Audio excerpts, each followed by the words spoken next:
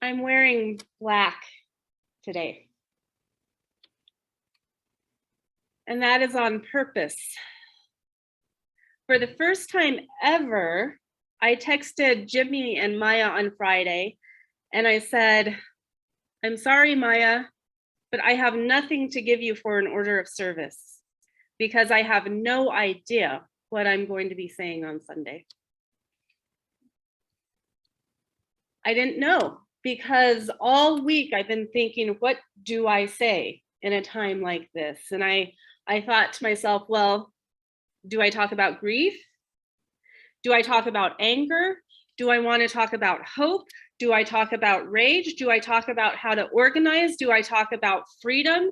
Do I talk about democracy? Do I talk about inner peace? Do I want to talk about standing up and fighting and screaming, or about getting quiet and going within and praying? Do I talk about the congressional hearings or the Supreme Court? Do I talk about religious freedom or religious tyranny? Do I talk about the inherent worth and dignity of every person, or do I talk about moral outrage and righteous anger? Do I want to tell us all we're doomed and under attack? Or do I want to explain that from a spiritual point of view, this is a metamorphosis that needs to take place and all is well? Well, today I want to talk about all of it. And when there's too much to say in 15 minutes, it almost becomes impossible to talk about any of it. Because everything I just named is probably a year's worth of sermons. So this morning, I came up with a few options. I want us to just take a few moments to think about 3 core concepts: listening, organizing, and showing up. And I think the most important thing, at least for me right now, is for us to listen. If we're feeling shocked or surprised or blindsided, that means we haven't been listening. It means we haven't been listening to people of color or immigrants or Indigenous women's experiences. We haven't been listening because of our own life experiences, or because of our own life experiences simply haven't been able to hear what they've been saying and screaming and crying and raging for generations. And so right now I will speak only for myself as a middle-class white woman who hasn't been able to hear their grief and their pain and their anger and their frustration. Maybe because I haven't been looking, maybe because I haven't truly been listening, and maybe because the horror of what they have been through is something I can't relate to or emotionally handle. Whatever the reason, I think we start there. I think we start truly listening and opening our eyes to what this country, for some people, has always been. Always. Just because it hasn't been that way for some of us doesn't mean that other people haven't been living it for their whole lives or generations. In my chaplaincy classes, I tell my students, we can only go as deep with other people as we can go with ourselves. I think this applies here today. If we are just now letting the horror of the Roe versus Wade decisions and the other attacks on personal freedoms sink in, then we need to allow ourselves to go a little bit deeper. And it will feel uncomfortable and it will feel scary. And if anything is truly going to change, now is the time for those of us, speaking only for myself now, those of us in the privileged class, because that's what I am, to really, really open my eyes, open my heart, and open my mind, and open my ears to hear what so many other women have been trying to tell us for so long. It doesn't feel good. It's scary and it's sad and it's heartbreaking. And I'm a mother. And if I don't want to think about my child being ripped out of my arms and placed someplace else, I have to think about it, because that's what this country has been doing to women of color and Indigenous women since our inception. And maybe now is the time that we, as white women, have to really try to hear, see, feel, grasp, and understand that. And my invitation is not just for white women, but for all of the men in this congregation and in this country who care. We all have to start to hear it. The next concept I have is organize. One of the reasons that we find ourselves as a country in the situation that we're in is because of the right's vision. A few weeks ago, I gave a sermon about the visionary, the architect, and the builder.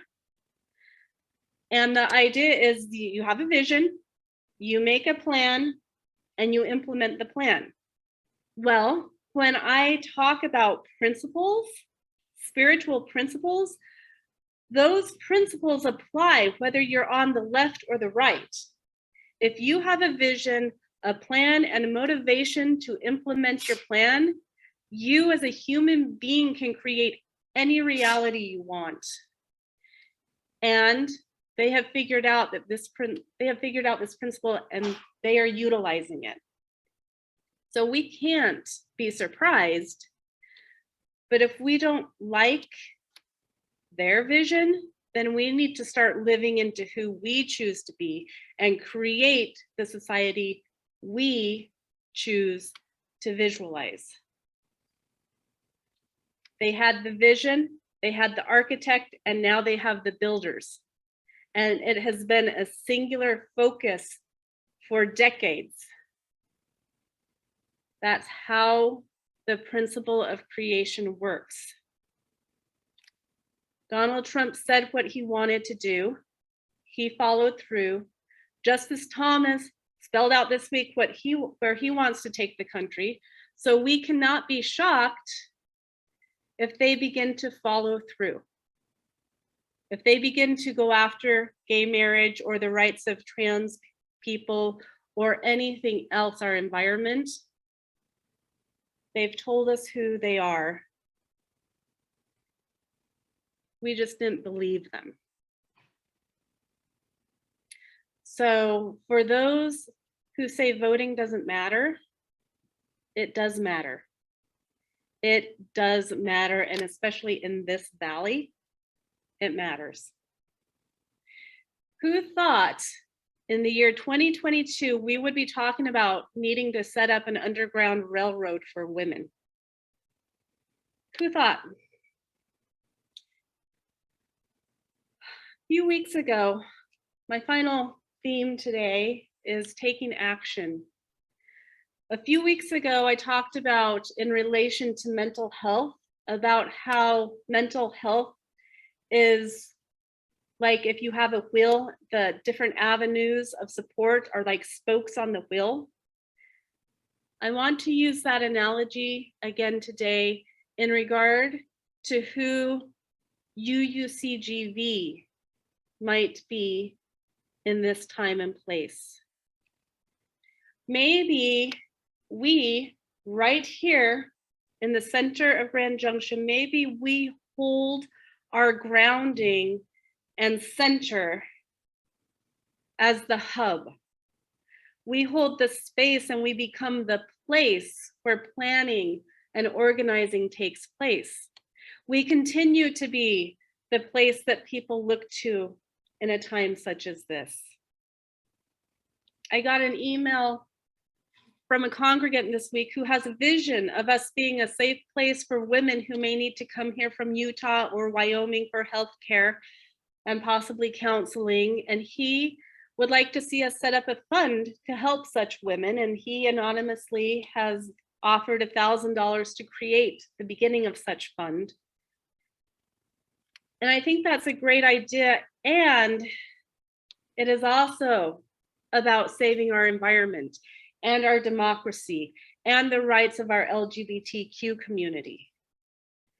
And so what I propose is that we become or continue to be that hub with a number of spokes. And if this is the case, it needs to be so much more than a small group of people coming together on Sunday mornings. We need to be here on Sunday mornings coming together, and that is one spoke. But we need to be here on Tuesdays with Grand Junction Mutual Aid, and that is another spoke. But then what are we doing on Wednesdays?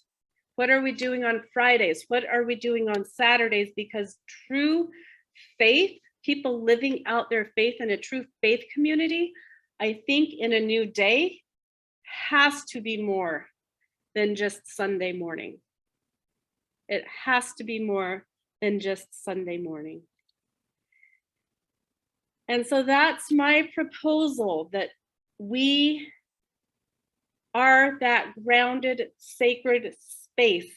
We become the hub, but then we have to start being a place of spokes so that we can have the whole wheel turning. And I say this, but I also need to be clear that I am not the person who alone can lead, organize, and maintain all of these ideas. I can hold the space, I can create the opportunity, I can support the actions, but this is an all hands on deck call. It takes all of us. And when we show up and work out of our own sense of purpose and potential, none of us get so overwhelmed that we just need to lay down and give up. And so I need to kind of be clear. I'm not saying that we all have to do all of it, because that's not sustainable and it feels like it's coming at us from all directions. But I am saying that if you are spiritually grounded and you have a sense of what your purpose is and you have a sense of what your potential is, now is the time to do that inner work to figure out what it is, and you will be sustained if you are living into your purpose and your potential, because it won't be exhausting. And you won't necessarily be doing it alone. So I'm just going to throw that out there. I don't know what it looks like, but I think we need to come together and work together. I don't quite know what to say, so I'm going to leave it at this. I'm going to let us continue to write on this canvas, And we have a few more musical items that can just help us think about who we are together.